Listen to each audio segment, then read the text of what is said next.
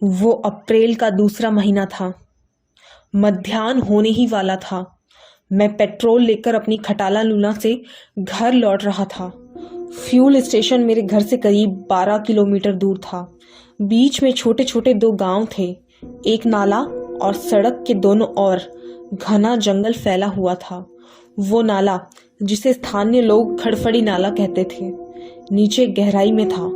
अतः उसके दोनों किनारों पर लंबे घुमावदार घाट थे। मैं पुल के पास पहुंचते ही चौंक गया। एक सुंदर जवान औरत पुल के ऊपर खड़ी थी। उसके पास साग भाजी वाली बड़ी सी टोकरी रखी थी। मेरे चौंका देने का सबक था उसका पहनावा। वो हल्की नीली रंगत वाली साड़ी पहने हुई थी तथा उसके बदन पर झूमते नथ सोने का मंगलसूत्र, चांदी का कमरबंद, पाजेब जैसे गहने थे। वो अपने पहरावे ओढ़ावे की वजह से सब्जी बेचने वाली नहीं लग रही थी। उसके करीब पहुंचते पहुंचते लूना एकाएक बुझ गई। वो धीरे से हंसी। उसकी हंसी से मेरा तनो बदन रोमांचित हो उठा। मैं उससे कुछ आगे बढ़ा और लूना स्टार्ट करने लगा। मुझे अपनी पीठ पर उसकी निगाहें चुभती हुई सी प्रतीत हो रही थी। कहाँ जावे बाबू? उसने पूछा। वो मुझसे 5-7 फुट दूर खड़ी थी, किंतु मुझे उसकी आवाज बहुत दूर से आती हुई महसूस हुई। उसकी वो मुस्कान बेसुध कर देने वाली थी।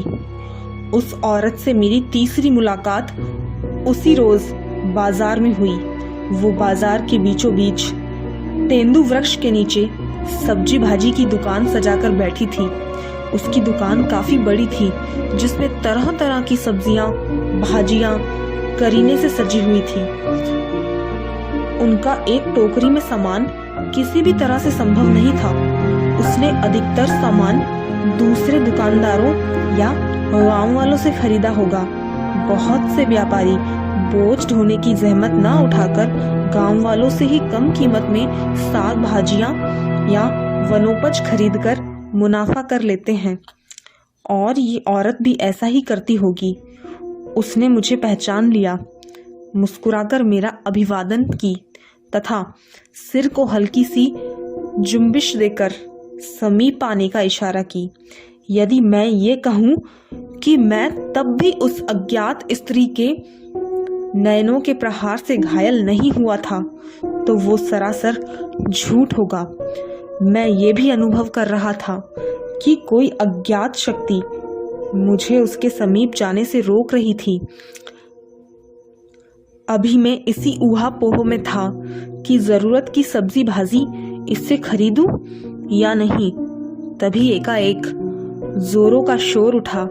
यहाँ वहाँ सब्जी भाजियों में मुंह मारने वाले 2 नंदी एकाएक सींग लड़ाकर एक दूसरे से जोर आजमाइश करने लगे। क्या ग्राहक तथा क्या दुकानदार, सभी उनके रास्ते से हट गए।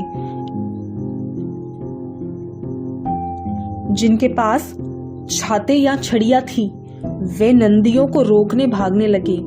मेरा ध्यान उस सब्जी वाली की तरफ गया। वो निर्विकार भाव से अपने स्थान पर बैठी थी।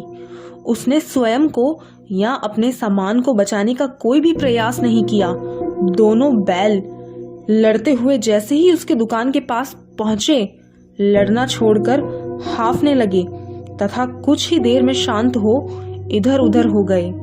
लोगों ने चैन की सांस ली। मैं ये देखकर आश्चर्यचकित था कि उस मनमोहनी औरत की दुकान पर एक भी ग्राहक नहीं ठहर रहा था, देखने के लिए भी नहीं, जबकि उसके आजू बाजू की दुकानों में ग्राहकों की भीड़ थी। क्या उसकी दुकान अदृश्य है, जो मेरे अलावा किसी को दिखाई नहीं दे रही? लेकिन ऐसा कैसे हो सकता है? मैं उसकी दुकान पर जाता उससे पहले ही मुझे किसी ने पुकारा। मैंने देखा कि एक साधु बाबा मेरे ठीक पीछे खड़े थे। उनकी घनी श्वेत दाढ़ी मूछें थी, सिर पर जटाजूट तथा मस्तक पर वैष्णव तिलक सजी थी। उनके कंधे पर राम नामी दुपट्टा था। दाएं हाथ में कमंडलू तथा बाएं हाथ में एक मोटी सी छड़ी थी। मैंने उन्हें प्रणाम किया। उन्होंने कहा, बच्चा, तेरा कल्याण हो, राम जी तेरी रक्षा करें, तेरे बाल बच्चों की रक्षा करें, मुझे आम दिला दो बच्चा, बहुत दिनों से आम खाने की इच्छा है। साधु बाबा की बातों में कुछ ऐसा था कि मेरे मन से उस रहस्यमयी औरत का ख्याल जाता रहा। ठीक है बाबा जी, मैंने कहा, आइए। मैं उन्हें मना नहीं कर सका। फलों की दुकान मेन रोड के किनारे लगी थी। मैं उधर चल पड़ा। मैंने 1 किलो आम तुलवाए और बाबा जी को दे दिया। उन्होंने एक आम मुझे दिया।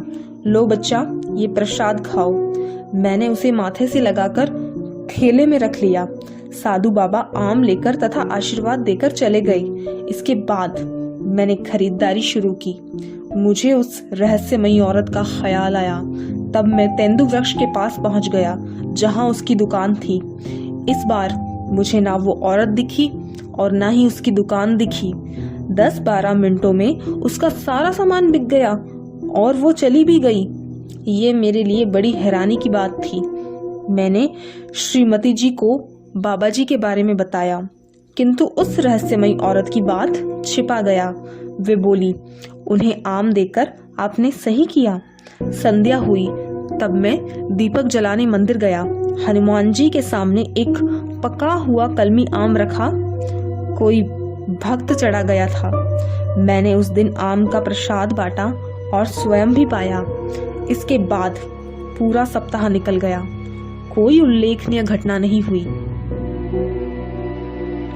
रविवार को पेट्रोल लेने के लिए जाते समय जब मैं खड़फड़ी नाले के पुल से गुजरा, तब मुझे उस अज्ञात रहस्यमयी औरत की याद आई।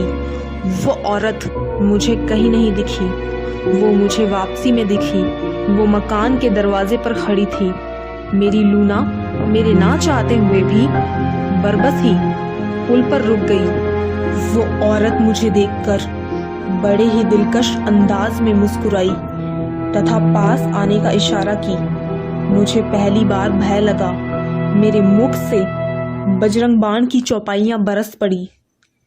जय जय जय हनुमंत अगाधा, दुख पावत जन के ही अपराधा, पूजा जप तप नेम आचारा, नहीं जानत कछु दास तुम्हारा, वन उपवन मग गिरिग्रह माहिम, तुम्हरे बल हो डर पत नाही।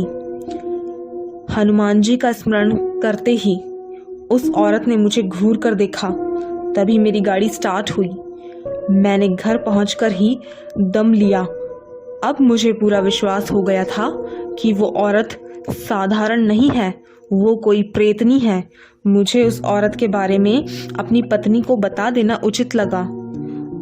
अंततः मैंने उसे सारा हाल कह दिया। उसने कहा, आपको कोई वहम हुआ होगा। हमारे घर के सामने हनुमान जी विराजमान हैं, तो कोई भूत प्रेत इधर आ ही नहीं सकता। यदि आएगा तो हनुमान जी उनसे स्वयं निपट लेंगे। मेरा समाधान हो गया। भय भी जाता रहा। उसी दिन रात्रि में एक और घटना हुई। आधी रात के लगभग मेरी नींद खुली। उन दिनों गांवों में घरों में अटैच्ड बाथरूम की कल्पना करना भी मुश्किल था। जरूरत पड़ने पर चाहे जैसा भी मौसम हो या समय, बाहर जाना ही पड़ता था। मेरे मकान के सामने हनुमान जी का मंदिर था। दाईं ओर बस्ती तथा बाईं ओर 4-6 खेत, फिर उसके आगे जंगल शुरू हो जाता था। एकाएक मेरी नजर पहले तथा दूसरे खेत की मेड़ पर गई। वहां एक स्त्री खड़ी हुई इधर ही देख रही थी। उस दिन अमावस्या थी। घनघोर अंधेरा होने के बावजूद मैं उस स्त्री को पहचान गया। वो वही अज्ञात औरत थी जो पिछले 1 हफ्ते से मुझे दिखाई दे रही थी। निगाहें मिलते ही उसने अपनी बाहें फैला दी। ये उसकी ओर से खुला निमंत्रण था। मैं सम्मोहित सा उसकी ओर बढ़ चला। तभी किसी ने मुझे अपनी ओर खींचा। वो मेरी पत्नी थी जो मेरे लौटने के देर होते ही मुझे देखने बाहर आई थी। बोली, कहाँ जा रहे हैं? उस औरत को देखो, मैंने कहा, वो मुझे बुला रही है। कहाँ है? उधर वो देखो, मैंने हाथ से इशारा किया। वहाँ खेत की मेड़ पर वो मुझे बुला रही है। तुम ठहरो, मैं सुनकर आता हूँ कि उसे मुझसे क्या काम है। नहीं, मेरी पत्नी मुझे अपनी बाहों में जकड़ते हुए बोली। बिल्कुल नहीं, वो औरत नहीं है। तो कौन है? अंदर चलिए, बताती हूँ, वो बोली और मुझे खींचकर घर के अंदर ले गई। कुछ देर बाद मैं अपने आप चैतन्य हो गया। मेरे पीछे एक प्रेतनी लगी है। नींद उड़ा देने के लिए इतना ही पर्याप्त था। बाकी की रात हमने आंखों में बिताई। सुबह दीपक जलाने के बाद हनुमान जी को अपना सारा हाल कह सुनाया। किस प्रकार से एक अज्ञात स्त्री, पता नहीं वो जीवित है या प्रेत आत्मा है, मुझे परेशान कर रही है। और अब मैं आपकी शरण में हूँ। जय जय जय हनुमंत गोसाई, कृपा करहु गुरुदेव की नाई। हनुमान जी से सारा हाल कह देने पर मेरा जी हल्का हुआ। मंगलवार को शुक्ल पक्ष की द्वितीया तिथि थी। अंततः उसी दिन मैंने हनुमान जी को चोला चढ़ाया, रोट का भोग लगाया। इसके बाद प्रेत बाधा से रक्षा हुई। इसके बाद प्रेत बाधा से रक्षा हेतु संकल्प करके मैंने हनुमान चालीसा तथा बजरंग बाण का पाठ किया। हनुमान जी की ऐसी कृपा हुई कि मुझे ना तो वो औरत दोबारा दिखी और ना ही मुझे उसका मकान ही दिखा। रात के लगभग 10 बज रहे होंगे। अंधेरी रात और सुनसान मिट्टी की कच्ची सड़क में राजीव अपनी साइकिल से अपने एक रिश्तेदार शादी से होकर अपने घर को वापस जा रहा था। सर्दी का मौसम था, इसलिए राजीव साइकिल धीरे धीरे चला रहा था।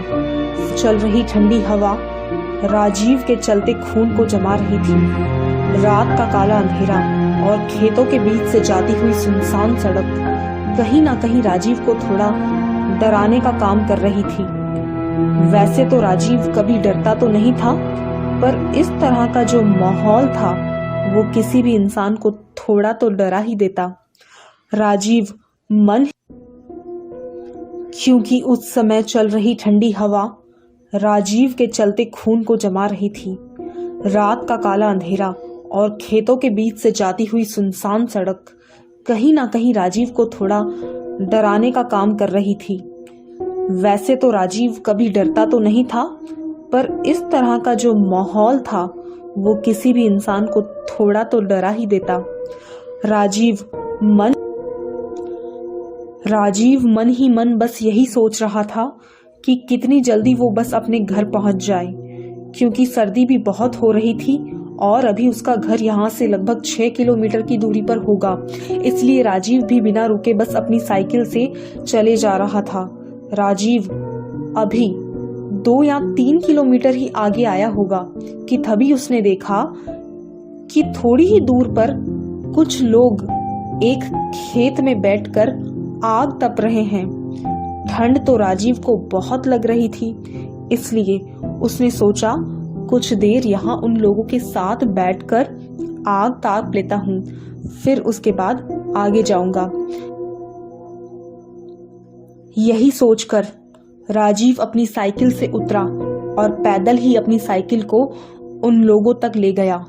और जैसे ही राजीव ने वहां अपनी साइकिल खड़ी करी तो उनमें से एक आदमी पीछे मुड़ा और राजीव से बोला, आओ भैया, बैठो बैठो, बहुत ठंड है, थोड़ा आग ताप लो, फिर जाना। उस आदमी की बात सुनकर राजीव ने कहा, हाँ भैया, बहुत ठंड है। इतना बोलकर राजीव उन लोगों के बीच में बैठकर आग तापने लगा। राजीव वहीं बैठकर उन लोगों से इधर उधर की बातें कर रहा था कि तभी राजीव ने कुछ ऐसा देख लिया था जिसे देखकर राजीव के डर के मारे हाथ पैर कांपने लगे।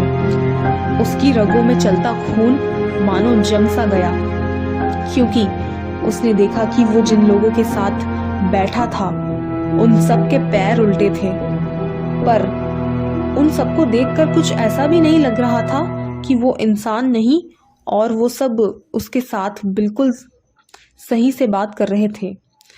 पर अब राजीव ये देखकर बहुत डर चुका था, इसलिए वो बस यहाँ से जल्दी से भाग जाना चाहता था। पर वो एकदम से भी तो उठकर नहीं भाग सकता था, क्योंकि शायद उन्हें ऐसा लग रहा था कि राजीव भी उनमें से एक है।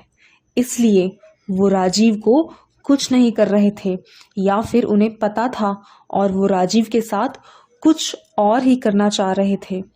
पर तभी राजीव के साथ जो हुआ उसे देखकर तो राजीव के होश ही उड़ गए, क्योंकि तभी उनमें से एक आदमी ने अपनी जेब से कुछ निकाला और कहा, चलो भाई थोड़ा तंबाकू बम्बाकू खा लें। इतना बोलकर वो आदमी सबके हाथों में कुछ देने लगा और उसने वो चीज जब राजीव के हाथों में दी तो इस बार राजीव की आंखें फटी की फटी रह गई, क्योंकि उसने देखा वो कोई तंबाकू नहीं बल्कि इंसानों की आंखें थी और वो सब उन आंखों को तंबाकू की तरह खा रहे थे। राजीव ने तो उस समय उनसे वो आंखें ले ली और जैसे वो लोग उन आंखों को खा रहे थे वैसे ही राजीव ने भी उन्हें खाने का नाटक किया और उन लोगों से छुपाकर वो आंखें फेंक दी। पर राजीव मन ही मन बस यही सोच रहा था कि कहाँ फंस गया मैं, अब कैसे जाऊं यहाँ से, यही सोच रहा था और वो उन लोगों से बातें भी करे जा रहा था। तभी एक बार फिर उन लोगों में से एक आदमी ने अपने कपड़े में से कुछ निकाला जो उसने अपने कपड़े में बांध कर रखा हुआ था। इस बार भी उसने वो चीज़ निकाली और कहा, चलो भैया थोड़े चने खा लो। इतना बोलकर वो आदमी फिर सबको बारी बारी से वो चीज़ देने लगा जिसे वो चना बोल रहा था। और इस बार भी राजीव की बारी आई तो उसने देखा वो चीज़ चना नहीं बल्कि इंसानों की उंगलियां थी जो छोटे छोटे हिस्सों में कटी हुई थी। राजीव ने इस बार भी उस आदमी से वो कटी हुई उंगलियां ले ली, फिर उनको भी खाने का नाटक करने लगा। पर वो यहाँ से भाग जाने के बारे में भी बार बार सोच रहा था और वो ये भी सोच रहा था कि कहीं इन लोगों को पता चल गया कि वो इनमें से नहीं बल्कि एक इंसान है तो ये लोग मेरे साथ क्या करेंगे। यही सब सोचते हुए राजीव वहाँ बैठे बैठे डरे जा रहा था। पर उसने सोच लिया था कि अब चाहे मर ही क्यों ना जाऊं, पर अब यहाँ और नहीं बैठूंगा। इसलिए राजीव वहाँ से उठा और बोला, भाइयों अभी मैं थोड़ी देर में आया। इतना बोलकर राजीव ने अपनी साइकिल निकाली और वहां से जाने लगा। पर शायद उन लोगों को उस समय पता चल गया कि राजीव एक इंसान है। तभी उनमें से एक आदमी राजीव के आगे आकर खड़ा हो गया। पर इस बार वो आदमी देखने में बड़ा भयानक सा हो गया था। अब वो आदमी ही नहीं बल्कि वहां बैठे सभी लोग बड़े भयानक से हो गए थे। अब उन सबके चेहरों से खून निकल रहा था और वो सब उसकी ओर चले आ रहे थे। और वो जैसे ही राजीव के जितने पास आ रहे थे वैसे वैसे राजीव की दिल की धड़कन तेज होती जा रही थी। पर राजीव वहां से भाग भी नहीं सकता था, क्योंकि उन सब ने राजीव को चारों ओर से घेर लिया था। तभी उनमें से एक आदमी राजीव के एकदम पास गया। ये आदमी वही था जो थोड़ी देर पहले सबको कुछ ना कुछ खाने को दे रहा था। इस बार वो आदमी राजीव के पास गया और राजीव के गले को जैसे ही उसने पकड़ा तो वो सब तुरंत पता नहीं कहाँ गायब हो गए और वो आदमी भी पता नहीं कहाँ गायब हो गया जो अभी राजीव का गला पकड़ने जा रहा था। वो सब जैसे ही गायब हुए राजीव वहां से तुरंत भागकर अपने घर चला गया। वो सब जैसे ही गायब हुए राजीव वहां से तुरंत भागकर अपने घर चला गया। और जब उसने अगले दिन सारी बात अपने घर में बताया तो उसके पिता ने उसको बताया कि तुम्हें वहां बैठे बैठे ही सुबह के 4 बज गए थे और सुबह 4 बजे के बाद भूतों का समय खत्म हो जाता है, इसलिए तुम उस दिन बच पाए थे।